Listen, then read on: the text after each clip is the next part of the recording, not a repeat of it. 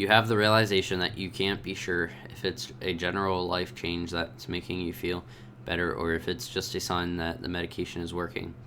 You decide against discontinuing your meds. It's not really a lesson you'd like to learn the hard way, and the side effects of this particular kind are negligible. The next time you see Dr. Melville, you tell her about this. She informs you that this is a common train of thought that people who have begun using medication to help them manage their depression experience, and that you've managed to dodge a bullet because it generally ends poorly. She also asked you to talk to her first before making any decisions about your medication in the future.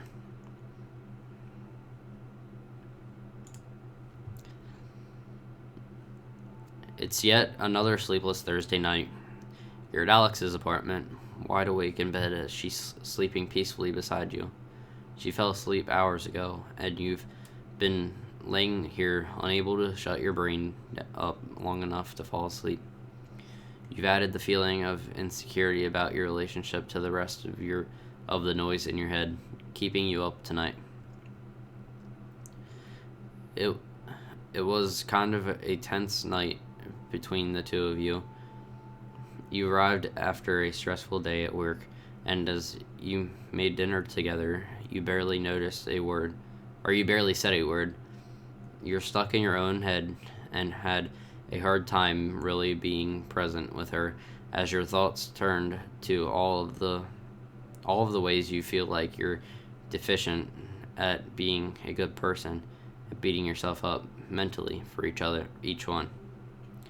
She told you she could tell you were in one of your moods and said that she wouldn't push you, but missed talking to you as the two of you sat on the couch together.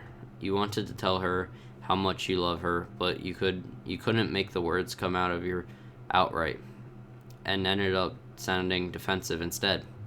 Did we not tell her that we have depression yet? It's something we should probably tell her. As you lay there next to her now, you trace your fingers across her arm, just lightly enough to not wake her. You still haven't explained your depression to her. Okay, so we haven't. Or how you've started seeing a therapist, or that you've been taking medications and it's starting to feel more and more like a secret. You're keeping instead of something she simply doesn't know about you yet. It's becoming more and more apparent that it's impacting your relationship with her, and you feel guilty about this. However, you're also terrified that if she knew exactly how effed up you are, that she would leave you. You already worry that she's only with you because she doesn't realize how terrible of a person you are. Yet, you're afraid that this would be the final thing to expose you. She stirs in her sleep and squints as she opens her eyes with the confusion that comes with waking up, and she asks if you're awake, and then if everything's okay. Tell her about your situation, tell her it's nothing. Let's tell her. You feel like a jerk for accidentally waking her up, but you're afraid if you put this off any longer that you won't find the strength to tell her everything later. No, actually everything isn't okay. Can I tell you something important? Alex sits up, rubbing the sleep out of her eyes. For the rest of the night, you lay side by side, holding hands as you tell her everything. You tell her how it's more than just feeling sad sometimes, how you feel trapped by your own mind. Sometimes by your own mind. How sometimes you feel nothing at all, and how you can't shake it off.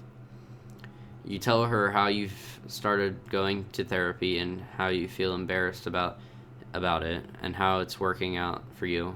She listens the entire time, occasionally asking questions about how this or that works, or asking you to explain something further.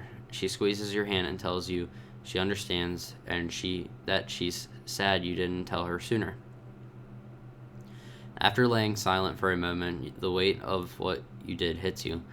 You desperately want her to say something, to tell you how she's feeling about all of this, but you're too afraid of what the answer would be to ask. You start convincing yourself that now that she knows everything, she's going to leave.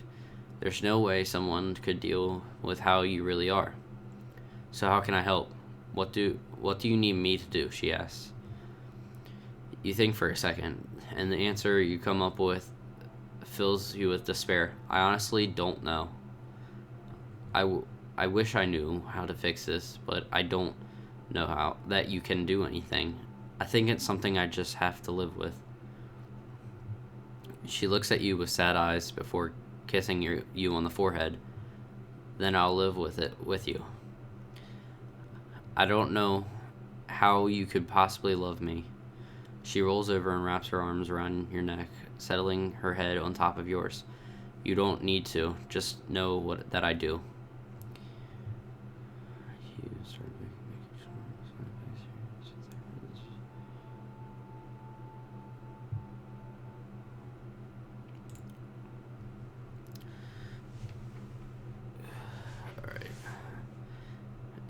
It's a Friday night, and you're laying across your bed feeling pathetic. As you were leaving work today, a group of coworkers asked if you wanted to join them for drinks. Feeling antisocial and put on the spot, you declined. You have a habit of doing this. You're often so convinced that you are weird and terrible that any invitations to hang out will end in disappointment for those inviting you.